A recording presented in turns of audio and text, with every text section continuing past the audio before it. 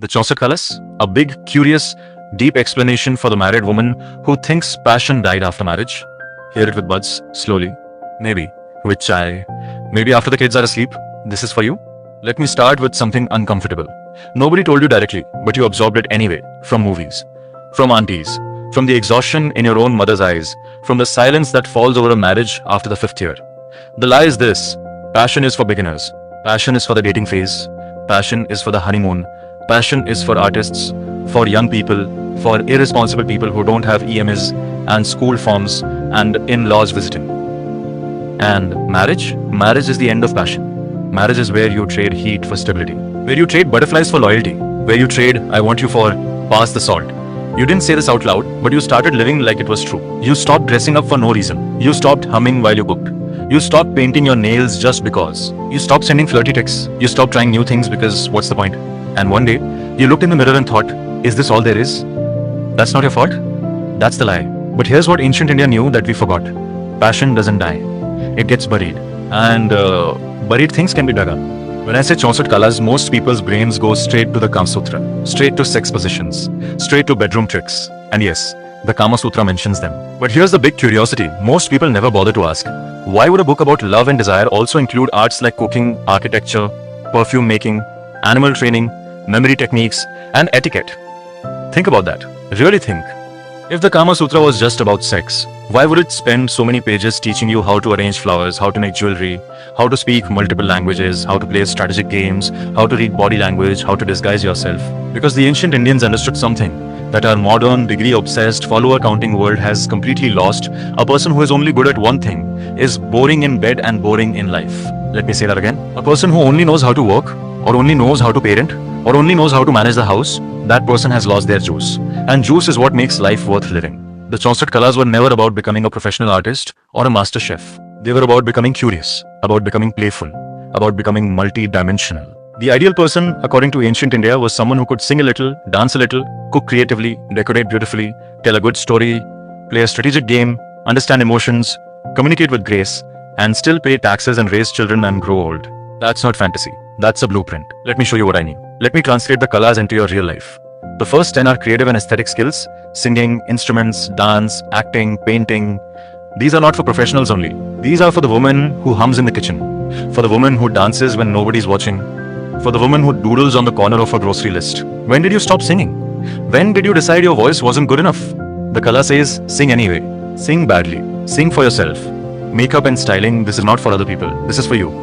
The woman who puts on lipstick to sit at home is not vain. She is reminding herself, I am still here. I am still a woman. Not just a mother, not just a wife.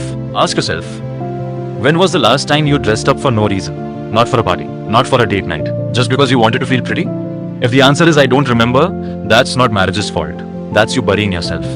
Then come the lifestyle and luxury arts, bedroom aesthetics, flower decoration, perfume making. These are not shallow. These are the difference between a house and a home, between a routine and a ritual. Light a candle, arrange fresh flowers, spray a perfume you love just before you sleep. These tiny acts are not silly. They are ancient. They are kalas. When did you decide that beauty was a waste of time?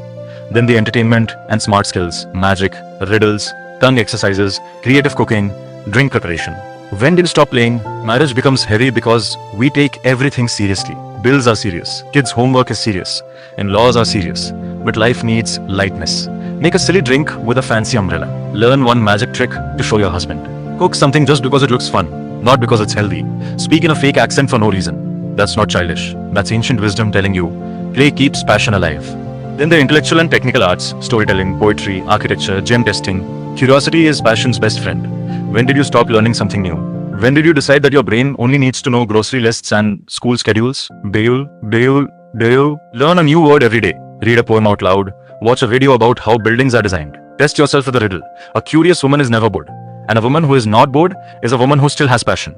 Then the arts of nature, animals and communication, plant knowledge, animal training, massage, body language, multiple languages. Passion lives in connection. Talk to your plants.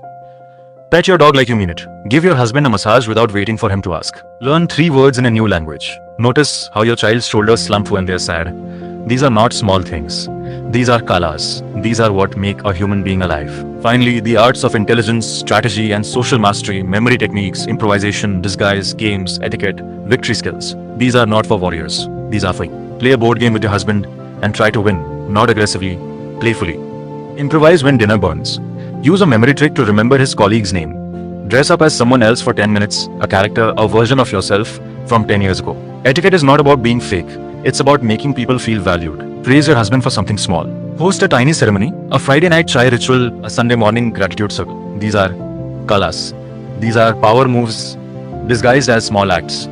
Here's where I get curious with you. If the Chauncet colors existed, if ancient India actually believed that a complete human being needed all of these skills to some degree, then why do we live like the opposite is true? Why do we admire the woman who sacrifices everything for her family, who has no hobbies, who never learned to sing or dance or decorate or play? Why do we call her selfless instead of what she really is, half finished? And here's the even bigger question. If you like tikha spices, if you like heat, flavor, complexity, surprise, then why are you eating a bland recipe for your own life? You wouldn't let anyone else tell you how to spice your food. You taste it, you adjust, you add a little more red chili, you squeeze some lemon, you blend your own masala. But your life, your marriage, your own sense of passion, you let society hand you a pre-made, tasteless recipe called Good Wife, and you've been eating it for years without asking, is this even good? Does this nourish me? Does this make me feel alive? Now let me be very clear. I am not telling you that your marriage is the problem. I am not telling you to leave, to rebel, to become a different person, or to blow up your home. That's what dramatic movies teach you. Real life is different. Real life is about adding, not replacing. I am telling you something much simpler and much harder. You are allowed to add spices to your existing recipe. Think about your favorite dish. Does it become perfect by removing everything? No. It becomes perfect by adding the right ingredients at the right time. A pinch of hing, a dash of garam masala, a squeeze of lemon at the end. Your marriage is the same. You don't need a new husband. You need a new color. You don't need a different life. You need to play inside the life you already have. You don't need to run away. You need to remember. Remember the woman who used to sing in the shower? She's not gone. She's just buried under grocery lists and school forms and the weight of shoulds. And here's the beautiful secret. You can dig her up without hurting anyone, without betraying anyone, without destroying anything. How? By adding one tiny kala at a time. Sing while you fold laundry. Not for anyone. Not for Instagram. Just because your throat remembers. Plate your everyday dal like it's a restaurant dish. A coriander leaf. A swirl of cream. A sprinkle of paprika. Does it change the taste? A little. Does it change you? More than you think. And send your husband a flirty text from the next room. Missing you. Remember that night? You look good this morning. 3 seconds. Zero cost. Infinite return. Learn one magic trick and perform it for your kids. Watch their faces light up. Watch yourself through their eyes. Not as Mummy the manager, but as Mummy the magician. Rearrange one shelf in your bedroom. Move the photo. Change the book. Add a candle. Your eyes need new roads to travel. Put on music and dance while you clean. Not choreography, not for reels. Just hips and shoulders and a mop in your hand. That's an ancient kala called rhythm.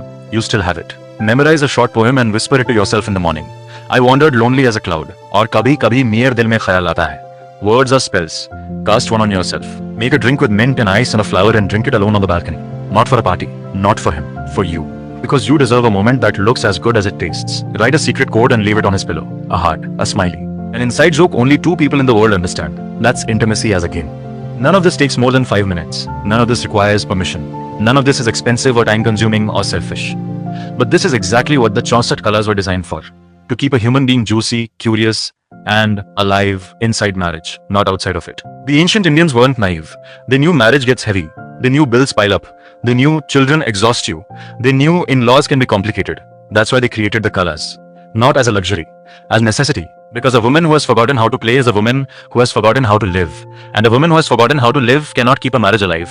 Not because she's failing, but because she's empty. The colors are not for him. They are for you. To fill yourself. To remind yourself. To rescue yourself from the slow drowning called responsibility without joy. You don't need a new life. You need one new ingredient. One color. This week. Today. Right now. Just one. And then another next week. And another the week after. Not 64 all at once. That's pressure. That's performance. Just one small, delicious, tikha ingredient added to the recipe you already have. Watch what happens. Not to your marriage. To you. When you start adding spices to your own life, you stop waiting for someone else to make you feel alive. And that, dear woman, is the oldest kala of all, the art of becoming your own source of passion. Here is my final challenge to you, and this is not a rhetorical question. This is a real question that only you can answer. If you truly love tikha spices, if you love flavor, heat, complexity, surprise, then why are you letting someone else blend your life's recipe? You wouldn't eat bland food every day. You would revolt. You would add pickle. You would make your own masala. But your life, your marriage, your passion, you've been eating bland for years. And you told yourself that's just how marriage tastes. It's not. Marriage is not bland. Boredom is bland. Routine without ritual is bland. Forgetting that you are a multi-dimensional human being is bland. The Chauncet colors are not a to-do list. They are a reminder. You were born curious. You were born playful. You were born with the ability to sing, dance, create, connect, strategize, and beautify. Marriage didn't take that from you. You just packed it away because you thought you had to. You don't. So this week, wear a color you love but never wear because it's too much. Play one song from your college days and sing along loudly. Put a flower in a small glass by your bedside. Cook one thing just for the look of it. Garnish, arrange, photograph, then eat. Learn a 2-line poem and say it to yourself in the mirror.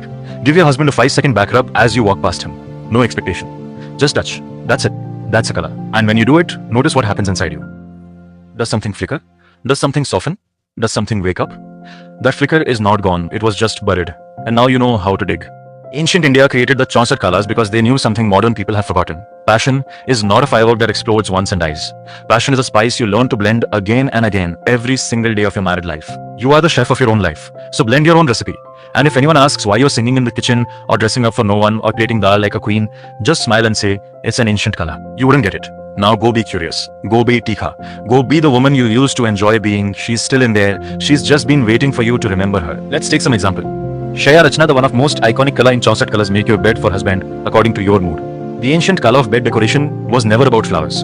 It was about communication without words. Kinky mood. The setup, red or black bedsheet, not ironed perfectly, let it look pulled and messy. One silk scarf tied loosely to the headboard, dim lighting, one small lamp or candle. A single flower placed on his pillow but the stem bent slightly. A glass of water on your side. A small bottle of massage oil hidden under your pillow. The message, come closer. But don't ask permission. Your energy. You don't say much. You're already on the bed when he enters. Looking at your phone. Not looking at him. But the corner of your mouth smiles. He'll figure it out. Dialogue, say nothing. Let the bed speak. Ye bistar kuch zyada hi bold bol raha hai aaj. Playful mood. The setup, bright colored bedsheet, orange, yellow, or fun print like polka dots or tiny hearts. Throw pillows arranged like a fort. A pack of cards or Ludo kept on his side. A small chocolate on his pillow with a sticky note. Win this. Win something better. Fairy lights if you have them. The message, let's play a game. Winner gets whatever she wants. Your energy, you're hiding under the blanket when he comes in. Only your eyes visible. You giggle. You challenge him to a thumb fight. You pretend to steal his pillow. You're not serious. You're fun. Kullu Kalia energy, Kalia, aaj bistar nahi bachpan ka adda hai. Khelna padega. Anger mood, the silent storm. The setup, white or grey bedsheet, crisp, ironed, cold, pillows placed strictly, one for you, one for him, with a clear gap in the middle. No extra cushions, no flowers, no romance. Your phone charger only on your side. His side empty except for a single water glass placed far from the edge. The message, sleep on your side. Don't touch me. I am not okay. Your energy, you're already in bed facing the wall, back to him, pretending to sleep. When he speaks, you give one-word answers. You don't turn around. You don't explain. The bed itself is a boundary. गोरी मेंसाब style आज रात को मेरे बिस्तर की सीमा पार करने की कोशिश मत करना, समझे? No talk mode. The tired but honest one. The setup, comfortable bedsheet, cotton, soft, fade blue or beige, nothing fancy. Pillows arranged for sleeping, not seducing. A small note kept on his pillow with just 3 dots written on it, meaning, I have nothing to say. A glass of water on both sides. Lights off before he enters. The message, I love you. But tonight, love means silence. Just hold me, no words. Your energy. You don't look up when he comes in. You don't move. But when he lies down, you move 1 inch closer. Just 1 inch. That's your entire conversation. Your back says, रोना नहीं है, बात नहीं करनी, बस थोड़ा सा सहारा चाहिए. Role play mood, Bhabhi Ji and Kullu Kalia by Gori Memsaab study to be. Option A, Bhabhi Ji sass queen, teasing, upper hand. The setup, silk or satin bedsheet, deep maroon or purple. 2 pillows stacked high on your side like a throne. His pillow kept lower, almost on the floor level, just a stack of folded towels. A hand fan near you. A small bowl of grapes or berries on your side table. The message, आज main भाभी हूँ, तू servant है, serve करो. Your energy, you're sitting up like a queen when he enters. You don't get up. You point to your feet. You say one line, pound the bow. No please, no thank you. You fan yourself. You eat a grape. You don't smile easily. Dialogue, Kullu Kaliya, आज रात को भाभी जी का mood है और उनका mood है कि तू उनकी चाटीज की नल में नाचेगा. Option B, Gori Memsaab elegant, cold, makes him work for attention. The setup, white lace bedsheet or cream colored cotton. Fresh flowers, not red, white roses or jasmine. A book kept open on your side, you're not reading, it's a prop. A small hand mirror. Perfume sprayed lightly, not sweet. Something sharp like sandalwood or vetiver. The message, you may look, you may try, but you will beg. Your energy, you're lying on your side, propped on one elbow, reading your book, upside down, he won't notice. You don't acknowledge him for a full 2 minutes. Then you look up slowly, one eyebrow raised, one corner of the mouth curled. Then back to the book. Dialogue, oh, you're here, I didn't hear you, too busy being me. Bonus, mix 2 moods, want to confuse him deliciously? Angry plus kinky. White bedsheet anger but red pillowcases kinky. You're back to him anger but one leg out of the blanket invitation. Silence but heavy breathing. Playful plus no talk, blanket fort, but you're already asleep inside it. he has to crawl in. You don't say a word, but you leave one arm open for him. Your honest permission slip. You're not a bad wife if you want to play. You're not weird if you're angry and still want touch. You're not too much if you set up a whole theme. The ancient Kala of Shreya Rachna said, your bed is your stage, your mood is your script. Your husband is your co-actor, not your director. So tonight, choose one mood. Arrange the bed. Don't explain. Just let him walk in and feel it. And if he asks, what's all this? Just smile and say, ये Shreya Rachna hai, ancient Kala. तुम नहीं समझोगे. Stay tuned to the blooming lotus for her mind, for her body, for her soul, and for the spicy, honest, unfiltered art of being a woman who refuses to be boring in her own marriage. अब आज और भी दिखाएगा. तब तक अपना बिस्तार सजाओ, अपनी mood Jio, and keep blooming.